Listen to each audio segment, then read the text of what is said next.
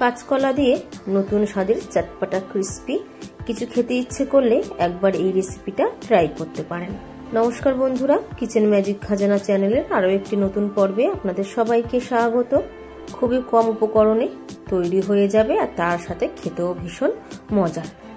যে কোনো উপোসের দিনগুলোতে কিন্তু আপনারা এই কাঁচকলার রেসিপিটা ট্রাই করতে পারেন। তাহলে আসুন দেখে নেওয়া যাক আমার আজকের এই রেসিপিটি।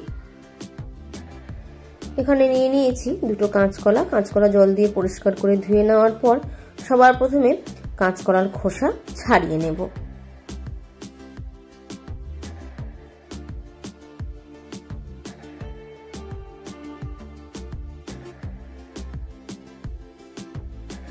খোসা ছাড়িয়ে নেওয়ার পর আমি কিন্তু আর পরে জল দিয়ে ধুলাম না। এবার একটা চাকুর সাহায্যে 1/2 ইঞ্চির থেকে একটু বেশি রেখে পিস পিস করে কেটে নেব। কাঁচকলা এইভাবে টুকরো করে নেওয়ার পর এবার তেলের মধ্যে দিয়ে ভেজে নেব। আর দেখুন একটু মোটা মোটা করে কেটেছি, এইভাবে কিন্তু কেটে নিতে হবে। ভাজার জন্য কড়াইতে আগে থাকতে সাদা তেল বসিয়ে দিয়েছি। তেল কিন্তু এখানে মাঝারি গরম করে নিতে হবে। তেল মাঝারি গরম হয়ে গেলে কাঁচকলার টুকরো তেলের মধ্যে দিয়ে 60% মতন ভেজে নেব।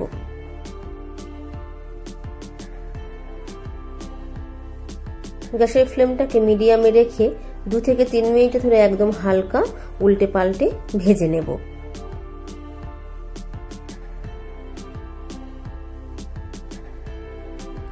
একদম হালকা কিন্তু ভেজে নিতে হবে, বেশিক্ষণ সময় ধরে কিন্তু ভাজলে হবে না।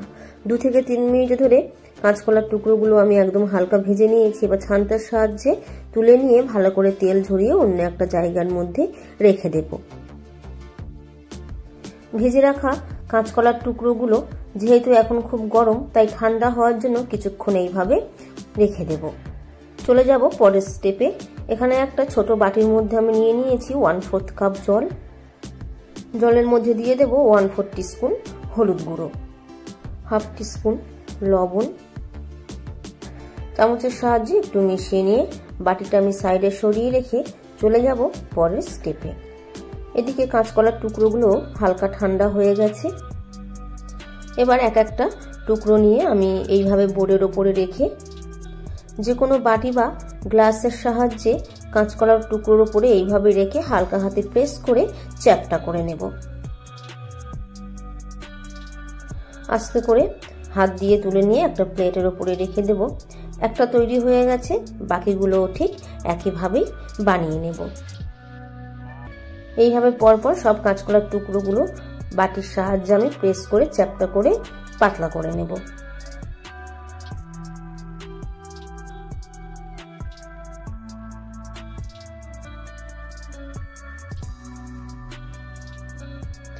সবগুলো তৈরি করে নিয়ে একটা প্লেটের উপরে আমি তুলে নিয়েছি।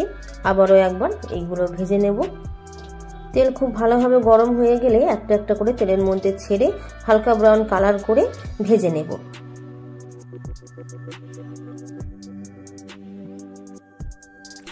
তেলে ছাড়ার পর আমি যে লবণ আর হলুদের জলটা বানিয়ে রেখেছিলাম, 1 থেকে 2 চামচ লবণ হলুদ মেশানো জল নিয়ে আমি তেলের মধ্যে দিয়ে দেব। এতে কলার এই জলখাবারটা ভিজে নেওয়ার পর কালারটাও ভালো আসবে আর তার সাথে ক্রিস্পি মুচমুচে তৈরি হবে। দ্বিতীয়বারে কলার টুকরোগুলো ভাজার সময় গ্যাসের ফ্লেমটা হাইতে রেখে ভেজে নিতে হবে। বেশ ক্রিস্পি মুচমুচে করে হালকা ব্রাউন কালার করে ভেজে নিয়েছি। তেল ঝরিয়ে তারপর একটা টিস্যু পেপারের উপরে রেখে দেবো, যাতে যেটুকু এক্সট্রা অয়েল লেগে আছে সেটা পুরোপুরি ঝরে যায়। আওয়াজ শুনেই কিন্তু বোঝা যাচ্ছে কতটা ক্রিস্পি হয়ে ভাজা হয়েছে। একইভাবে বাকিগুলোও আমি ভেজে নেব।